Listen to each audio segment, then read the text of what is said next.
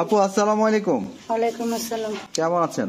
আলহামদুলিল্লাহ ভালো আছি। এটা কি তৈরি করছেন? এটা স্যার ঢাকায় জামদানি শাড়ি। কত কাউন্ট সুতায় তৈরি হচ্ছে এটা? 84। 84 কাউন্ট সুতা। রেশম আছে তো না? হ্যাঁ আছে। রেশম সুতায় তৈরি করা হচ্ছে। কতদিন হলো তৈরি করছেন? এটা তো অলরেডি হয়ে গেছে স্যার 2 মাস, 2.5 মাস লাগে আর কি। 2.5 মাসে প্রস্তুত হবে। হ্যাঁ। দাম কত পড়বে? 70,000 টাকা। 70,000 বিক্রি হলে আপনারা দুইজন কত টাকা পাবেন? আমরা দুইজন 2.5 মাসে পাবো 60-এর কাছাকাছি পাবো 2.5 মাসে। হ্যাঁ, একজনের তো 15,000ও পড়ছে না। স্যার আমাদের তো লাভ হয় না, অনেক কাজ শিখছি, এই কাজ ছাড়া অন্য কোনো কাজ জানি না। বাধ্যতামূলক এটা করে খাইতে হয়, মানে লাভ কম হইলে এই কাজই করতে হয়। লাভ কোনো আনতে স্যার কোনো কিছু পাই না, বুঝছেন?